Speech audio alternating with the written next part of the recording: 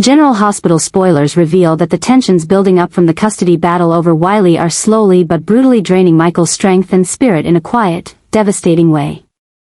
At first, Michael returned to Port Charles with strong determination to reclaim what was his, not just the right to be a father, but a part of his soul that was taken from him during his recovery in the hospital.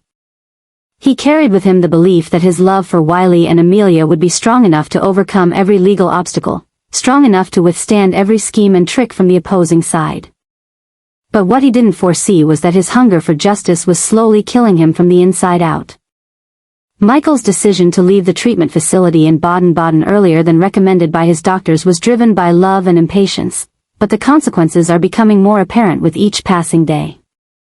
Behind the polished suit and composed face he wears in court is a body that has not fully healed, an immune system still fragile, and a mind constantly stretched to its breaking point. He stays up all night reviewing legal files, wakes up in the middle of the night haunted by broken dreams of his children growing up without him. Every encounter with Willow, every argument between Carly and Diane, every confused look from Jason makes Michael feel like he's falling into a bottomless spiral, where everyone is fighting for him, yet he's never felt more alone. And then the signs began to show. First came the sharp chest pains, then dizziness from standing too long in court, trembling hands that couldn't hold a pen steady while signing legal documents. And worst of all, a persistent fever that he keeps secret from everyone. Michael forces himself to rise each morning, hides his physical deterioration behind elegant clothing and eyes filled with resolve, but his body is sending distress signals he can no longer ignore. Doctors once warned him, if he didn't give his body the proper rest and didn't follow through with the full course of treatment, he would face serious complications, from infected wounds to organ failure. Yet even as those symptoms now begin to emerge, Michael keeps pushing forward. To him, failing to win back Wiley is more terrifying than any physical pain. No one truly understands the extent of Michael's exhaustion, because he always tries to appear strong. Carly sees her son struggling but is too absorbed in the legal strategy to notice the increasing weariness in his eyes. Jocelyn, the one who once urged him to return, now fears she brought him back too soon, dragging him into a war he wasn't physically prepared to fight. Jason watches silently, caught between loyalty and concern. And Michael, at the center of it all, is the only one who refuses to let himself rest, refuses to show weakness, refuses to surrender. The problem is not just his declining health, but a growing obsession with the thought of losing his children, losing his family, and losing everything he once fought so hard to protect. Michael cannot stop thinking about the possibility of Wiley calling another man Dad. He cannot bear the thought that Amelia might grow up never knowing the sacrifice and love he gave. These thoughts repeat endlessly, gnawing at his sanity, pushing him ever closer to the edge. And when the body can no longer hold out, the mind begins to crack.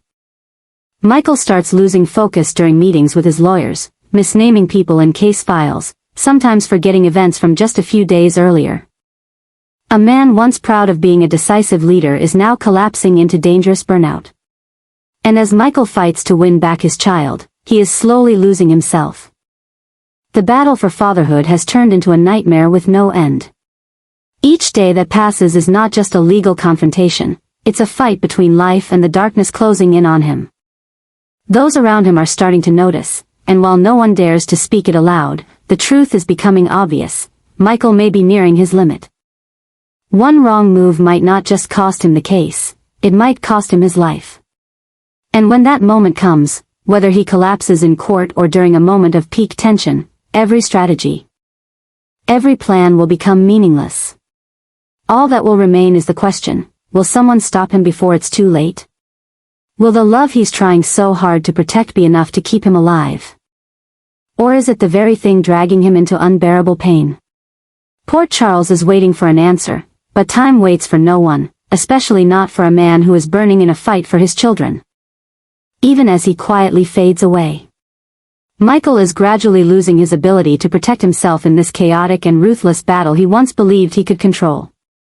After returning to Port Charles with hopes of regaining custody of Wiley and reclaiming his role as a father, Michael has been swept into underhanded plots, long legal battles, and above all, A physical and emotional decline that has left him more vulnerable than ever.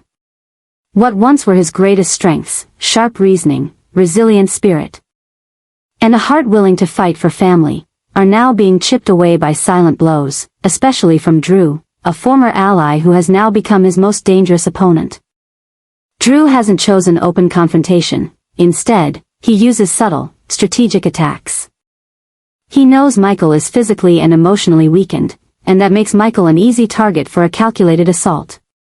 Leaked documents, shady legal evidence, and rumors about Michael leaving the hospital early, all act like cold, silent attacks that push Michael further away from the central position he's struggling to maintain.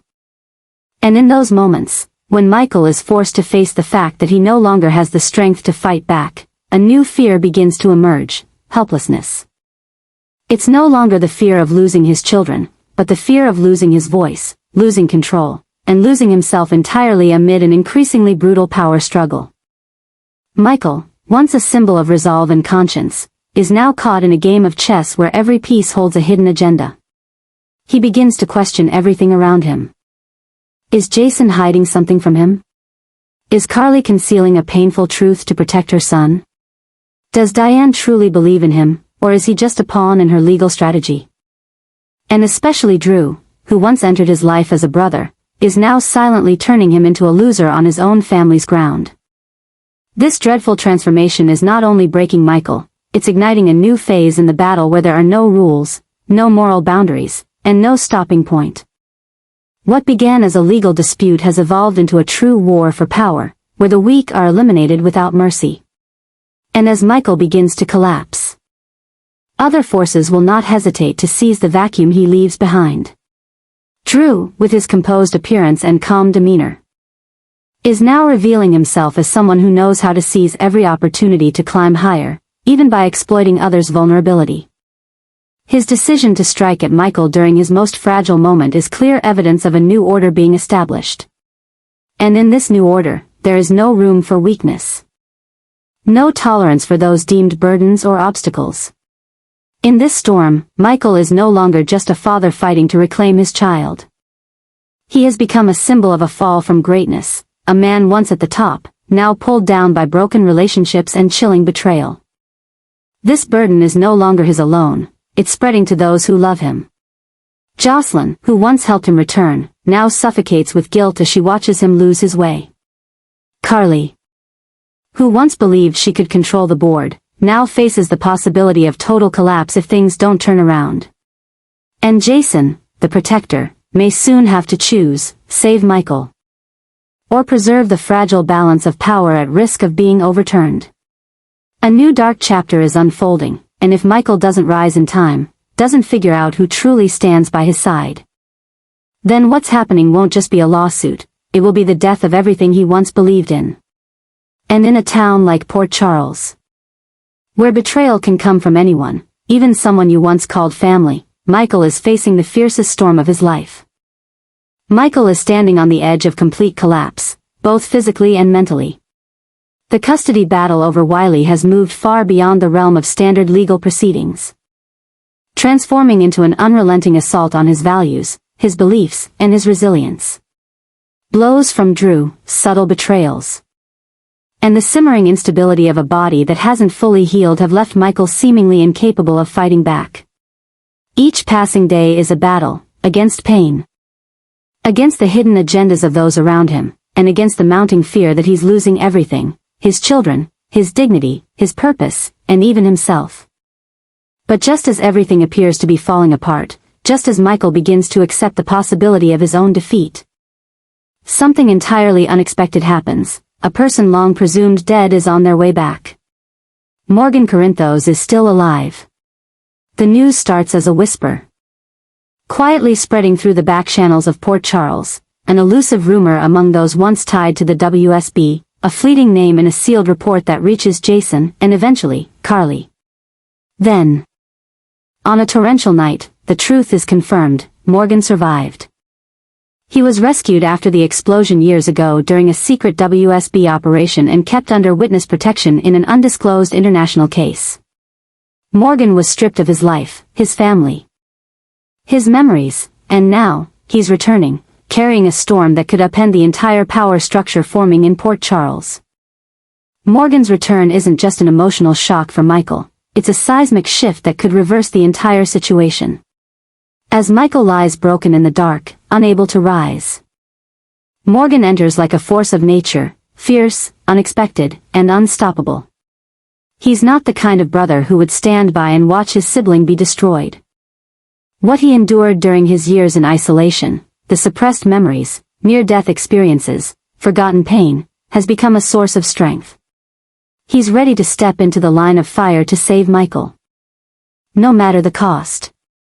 And the fact that Morgan is alive, that he's been watching from afar, that he knows who did what during his absence, will terrify those manipulating the game. This is no longer just a custody case. It's now a clash of two forces, one of corruption, deceit, and betrayal, and the other of awakening, protection, and justice. Carrying the unyielding Corinthos spirit, Morgan hasn't come just to save Michael, he's come to destroy what fractured their family. Drew, who once thought victory was his, now faces an unpredictable enemy. His secrets, his strategies, are at risk of being exposed by the light Morgan brings back from the dead.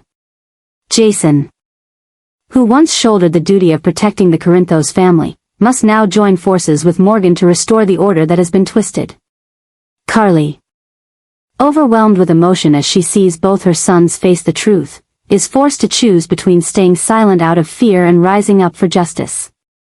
And Michael, drained of hope, will see a light at the end of the tunnel and the very brother he thought he'd lost forever.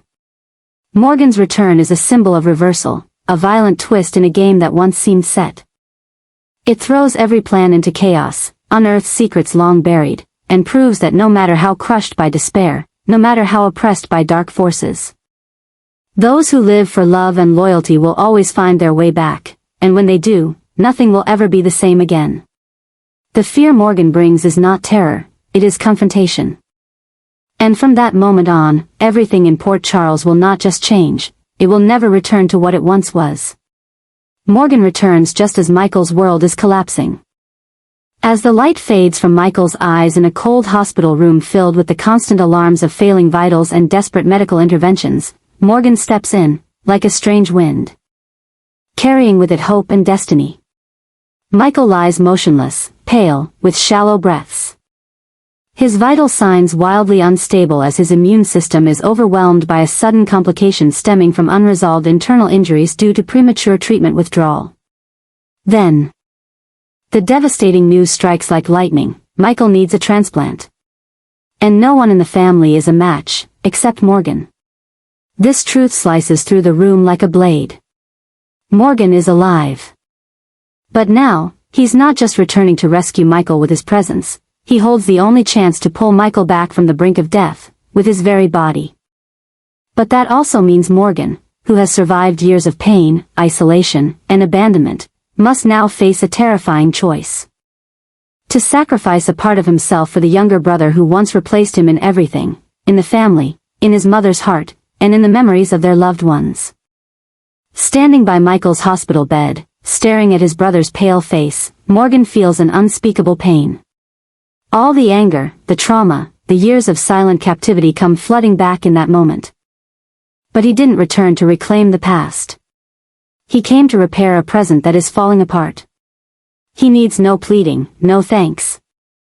Because the only way he can reclaim what was stolen from him is to give his life, give part of his body that carries the scars of everything lost. And he does it not out of duty, but out of a love that never died, a love for Michael, suffocated, forgotten, but never extinguished. Morgan's decision sets off an uncontrollable chain reaction. Carly breaks down completely, overwhelmed with joy that her son is alive, yet devastated by the sight of both her children standing on the edge of death for one another. Jason stands silently in the hallway, unable to speak, watching his two younger brothers bear the unbearable cost of the secrets he once tried to protect. Diane can't believe what she's witnessing, yet again, seeing Carly at the bedside of one child, praying for the life of the other. And Sonny, the man who has lost everything, doesn't know whether to feel relief or anguish, because Morgan didn't return in triumph, but in the harshest of trials.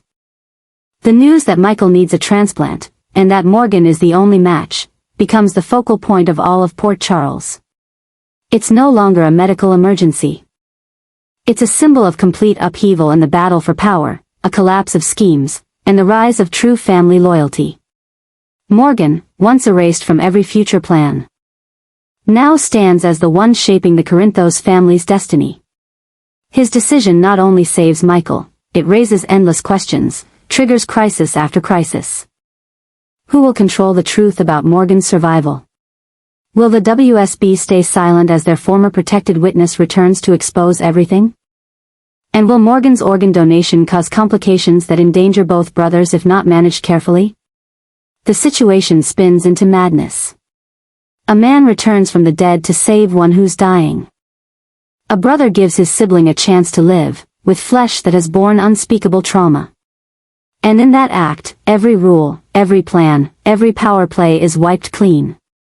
No one talks about court anymore. No one mentions custody, filings, or legal wins and losses. The entire city freezes, breath held, watching the fragile moment where a heart once buried under ash is given to the one fading away. The whole world now exists within the walls of an ICU room, where two lives are intertwined, one giving, one hoping. And in that moment, everyone realizes, this is no longer a story of law, vengeance, or guilt. This is a story of life. Of family. Of redemption and forgiveness. Of a brother who returned not just to give his brother a new chance at living, but to show that even in the most chaotic, painful moments, love can still be the strongest force of all.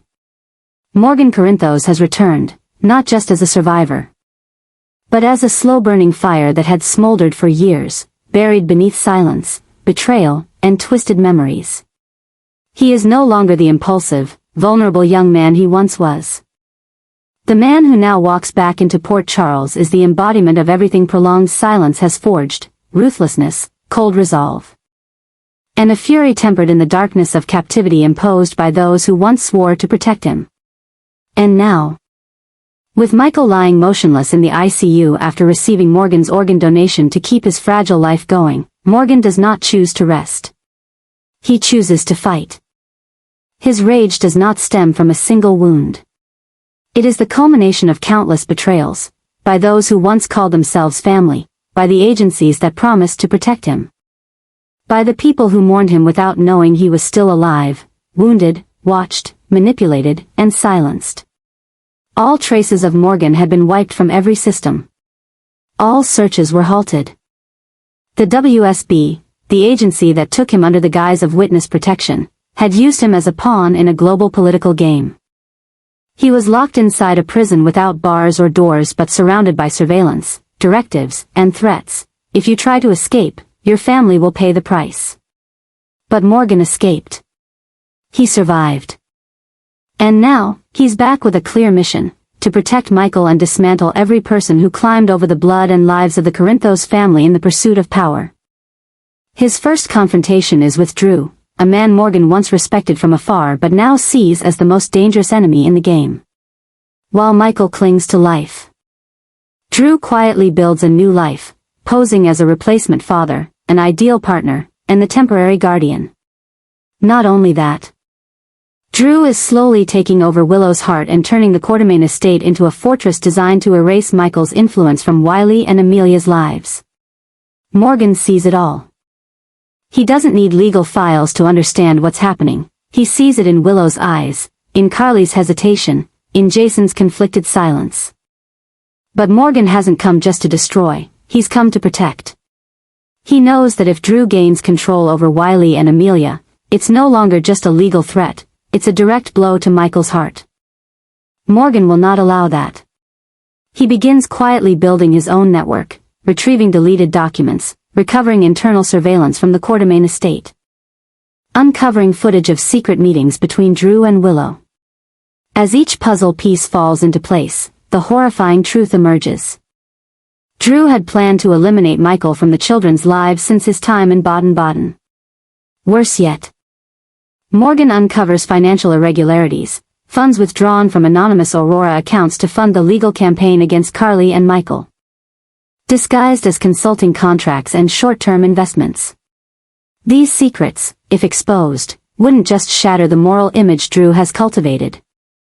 They could also implicate Willow legally if she's seen as complicit. Morgan knows he's playing with fire. One wrong move could send him back to the same hell that held him prisoner for years. But this time, he isn't afraid. Because this time, he isn't fighting for justice alone, he's fighting to save what's left of his family. Morgan no longer cares for rules. He once followed the law, and it cost him everything. Now, he fights not with paperwork, not with procedure, but with truth, with resolve, and with the shadows the traitors taught him to live in. He's ready to face anyone, even Willow, if she dares cross the line between mother and accomplice. He's ready to look Drew in the eyes and say, "You had your chance, and you used it to betray. Now it's my turn to take everything back." Every step Morgan takes toward the light pulls more darkness into view. Secrets thought buried begin to surface. Those in power begin to lose their grip. And while the rest of the world is just beginning to see the storm, Morgan is already at its center, ready to break any force that stands in his way. He doesn't seek forgiveness. He doesn't need applause. He wants only one thing, for Wiley and Amelia to return to Michael. And if he has to burn it all down to make that happen, he will. Because this time, Morgan isn't fighting for himself. He's fighting for the survival of a brother who fell believing in hope. And for children who don't deserve to grow up in a world built on lies. Morgan Corinthos is back. And this time, he hasn't come to live, he's come to end it.